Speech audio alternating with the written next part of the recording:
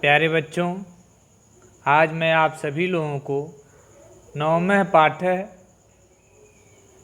भव्या भागीरथी पढ़ाने जा रहा हूँ। आप सभी लोग ध्यान से देखेंगे। हिमाद्रे संभूता विहरसि तदंके हिममये। हिमालय से उत्पन्न हुई, तुम उसकी बर्फीली गोद में विहार करती हो। ततो भूमिम याता विहरस सुहासा समतले।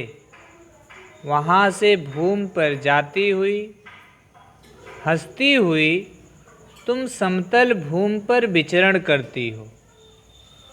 पुनः त्वं लोकान प्रवहसि समुद्रम प्रति सदा। तुम सभी लोकों को पवित्र करती हुई सदैव समुद्र की ओर बढ़ती हो। अहो दिव्य गंगे भवद सुखदम नस्तौ जलम। हे दिव्य गंगा, तुम्हारा जल हमें सुख देने वाला है। दूसरे श्लोक का अर्थ देखेंगे।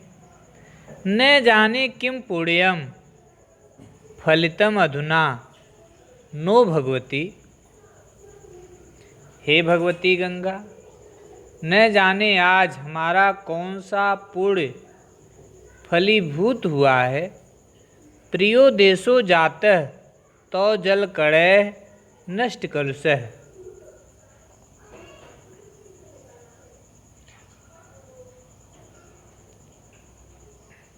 हमारा प्यारा देश तुम्हारे जल बिंदुओं से पापों से मुक्त हो गया है। हरिद्वारम काशी तौ तट महत्वम कथयतः। हरिद्वार तथा काशी तुम्हारे तट के महत्व को कहते हैं। प्रयागस तीर्थानाम पति अतुलनीस्तौ तटे। तीर्थों का अनुपम स्वामी प्रयाग तुम्हारे किनारे पर स्थित है।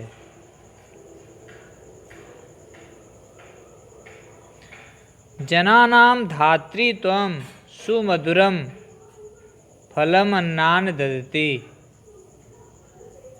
हे गंगा, तुम मनुष्यों की माता हो। तुम मधुर फल और अन्न को देती हुई विशालम सिंचंती मधुमय जलय भारत भुवम। विशाल भारत की भूमि को अपने मधुमय जल से सींचती हो। है शुभ्रे गंगे विलसित तरंगे त्रिपथगे। हे सुशोभित लहरों वाली गंगे,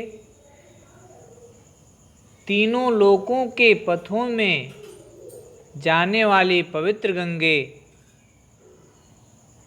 तौ उत्संगे धन्वाः शिशवः इव खेलन्त मनुजाः। तुम्हारी गोद में मनुष्य बच्चों की तरह खेलते हैं।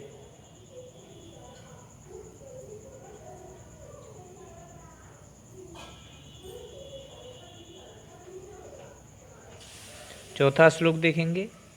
पयस्थे कुल्याव्रजत बहुदूरम सुमधुरम। ततः सिक्तम क्षेत्रम भवत हरितम चैप ललितम। तुम्हारा मीठा जल नहरों द्वारा बहुत दूर तक जाता है। उससे सींचा हुआ मैदान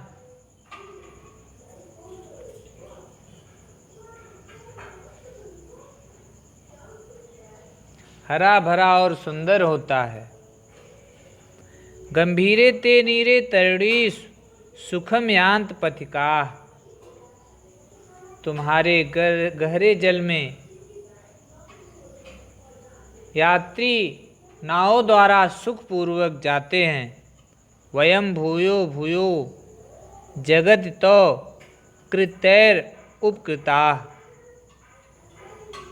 संसार में हम तुम्हारे उपकारों से बार बार धन्य हुए हैं। है पुण्य गंगे जगत जननम चेत पुनः भवेत क्रीड़ा भूमि पुनरअप शुभा भारत धरा। हे पवित्र गंगे, यदि संसार में मेरा पुनः जन्म हो तो मेरी क्रीड़ा भूमि पुनः यही शुभ भारत भूमि हो। सदा सेवे नीरम सुरनद तो इदम सुकरम न मे अन्या स्यादिहा तो तट बिहारे बिहरतः। हे देव नदी, सुख देने वाला तुम्हारा जल सदा सेवन करता रहूं, तुम्हारे तट पर विहार करते हुए मेरी दूसरी कोई इच्छा न हो।